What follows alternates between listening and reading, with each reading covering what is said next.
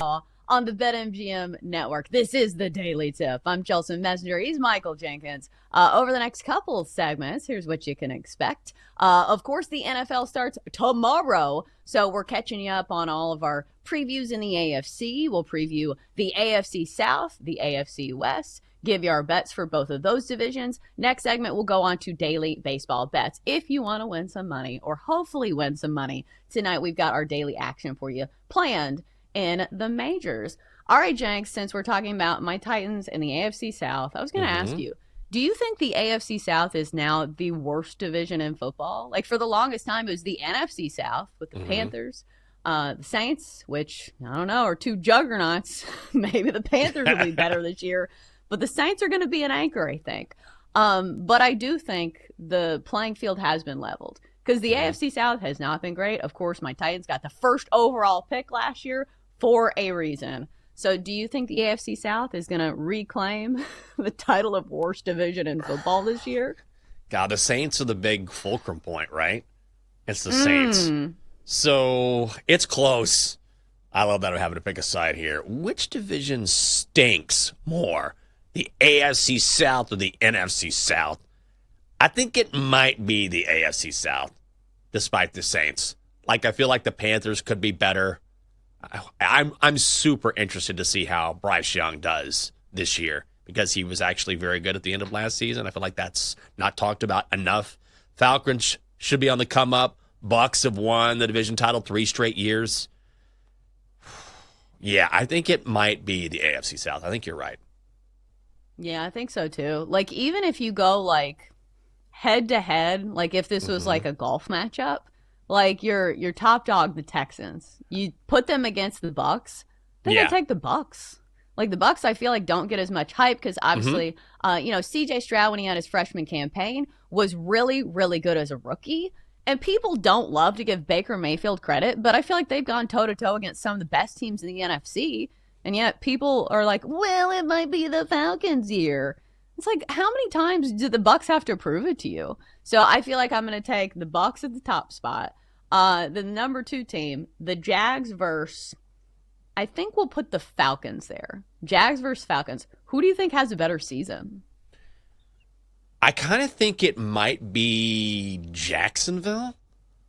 I think the Jags are going to be better than expected. I think the Jags could win the division. And maybe I'm getting caught up in the whole Liam Cohen, Trevor Lawrence connection. But everything that I've read is that Liam Cohen, since we were talking about the Bucs, remember, Baker Mayfield had a career season under Liam Cohen, and that's why he was brought into Jacksonville, right, to be this offensive mind, to bring along their franchise quarterback. And I feel like with them working together in the offseason, everything I've read makes me think that Jacksonville could actually surprise the Texans. They're plus 310 right now, and so I like the value there. Their win total is only set at 7 and a hook, so I need to pump the brakes a little bit here. Their defense is the real issue, but I think offensively they could surprise.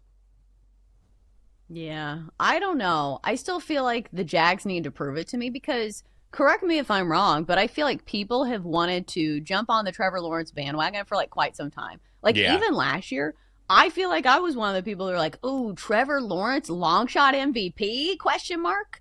But it hasn't been like a steady progression up for Trevor Lawrence. And I understand that a lot of it has been really difficult when you have such a turnaround of head coaches, and especially when you have a terrible head coach, like at the start of your career, in Urban Meyer, who probably undid a lot of good habits that Trevor Lawrence had coming into the National Football League.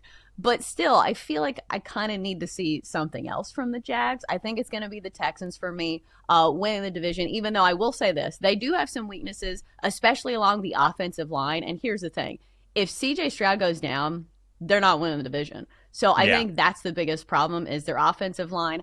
Gave up the second most sacks of any offensive line last year. So I know it's not something that is talked about. But C.J. Stroud, I do think, has the better body of work, surprisingly so, even though he has only been in the NFL 2 seasons. So I think I'm still going to go with the Texans. I trust, their front office a little bit more. I trust their head coach a little bit more because it is still difficult to implement your system as a rookie head coach. As somebody who has just gotten to the team. So Not that I'm writing off Liam Cohen. I am just saying maybe it takes a little while for the Jags to get their feet underneath them. So I still am going to go with the favorites here. I know, we always see a story of a team that goes from really bad to really good. I just feel like with all of the information in front of me, I'm still going to go with the Texans. And plus, you can get them at -105, which is a pretty decent price for a division winner. Win total set at 9.5. I'm not sure if I'd touch that. It's pretty high. I do think they probably do win 10 games. But I think I'd rather bet on them to win the AFC South. Just for conversation purposes, is there a way that either the Colts or Titans contend for the AFC South, or is this a two-horse race? Oh, I definitely think this is a two-horse race. With all due respect to your Titans, this is not their year. They're rebuilding, and I think we'll see Cam Ward, like a lot of rookie quarterbacks, have an up-and-down season, and he will sort of learn along the way. I don't even know if the Colts want to win. Do you know what I mean? They have some offensive tools, I guess, but Daniel Jones is a proven commodity. He's not going to jump up and surprise us and become some sort of amazing quarterback. He'll drive the car. He'll have some moments where he looks pretty good. He'll take off. He'll show those wheels, and then he'll look like Daniel Jones. So this is really just Texans-Jags. I think the ceiling is higher for the Jags than maybe the Texans, but that all depends on Trevor Lawrence. It all depends on his development. Again, under a new system, under a new head coach, under a new offensive mind. And so that's why I like the Jags more than most. But ultimately, I just don't see the Colts or Titans. I mean, hell, we've heard rumors that the Colts were going to tank for Arch Manning, which I know now people are saying, why would you want to do that? Did you see him at Ohio State? All fair. At the same time, I haven't seen anything from the Colts that makes me think they're all in on trying to win this season. Well, yeah, it doesn't feel like their year at all. I don't think that they're not trying to win. If that was the case, it would still be Anthony Richardson, even though I know he's dealing with injuries. But still, I think that they will be a team that can compete with the other teams in the AFC South. Will they be competing with anybody else? Probably not. But here's the thing. All these teams have relatively easy schedules. Like even the Texans, who did not have the first overall pick in the draft, have the 18th hardest schedule in the NFL, which, Reed, is not hard. They'll play 7 playoff teams from last year. And then if you look at the other teams in the AFC South, like the Jags are 24th, the Colts are 25th, and of course the Titans are not going to have a difficult schedule because they lost the most games last year.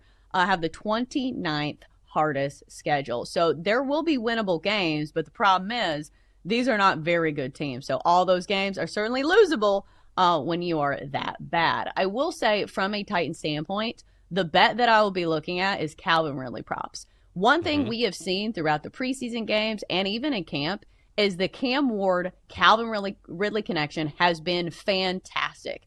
And we see this a lot with rookie quarterbacks, is that they have a guy that they like to throw to. They don't go through the progressions as much and they get nervous. They're like, hey, let's depend on a veteran.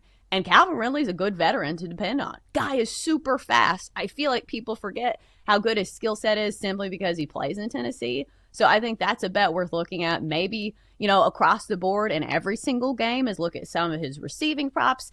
Even though I know the first game of the season, it will be difficult going against that Broncos secondary. And you best believe Sean Payton will probably have a very difficult game plan in store for Cam Ward. So I'm not somebody who's super high on what we should expect from Cam Ward in year one. And I feel like I need to go back to like the normal saying for rookie quarterbacks is that it is just really difficult to be a rookie quarterback. And I understand that we have seen some outliers like Jaden Daniels last year, CJ Stroud's rookie campaign.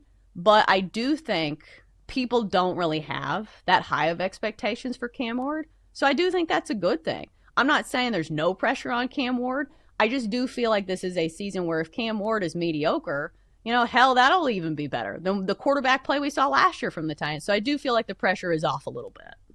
Yeah, I think it's one of the more fascinating discussions when it comes to the NFL, because when it comes to quarterback evaluation, like we're just all over the place.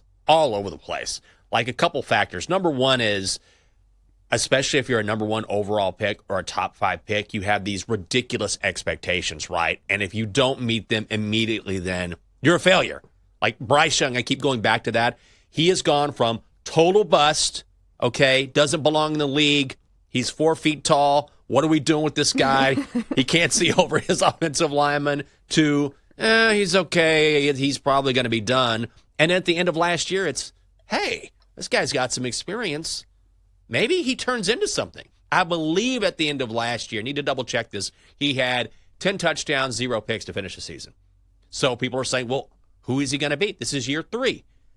Another factor to take into account now is if you look at a Bo Nix or a Jaden Daniels or a Michael Penix Jr., these guys came in and looked great immediately. Why? Because they had so much college experience because of the COVID years, because of guys reclassifying. So that's going to go away. Now you're going to see guys come in less prepared than before because they had less collegiate experience. That's another thing. And then finally, quarterbacks in the NFL are just on a short leash anyway. Look at how Sam Darnold went from an absolute nobody, total bust, was in the MVP conversation last season, and then all of a sudden signs a massive deal with Seattle. Geno Smith, out of nowhere, was kind of a journeyman and then becomes a guy in Seattle, now plays for the Raiders. So that whole discussion when it comes to how a rookie quarterback is going to be, there's so many factors that go into it that you really can't just say after a handful of games how good or how bad this guy's going to be.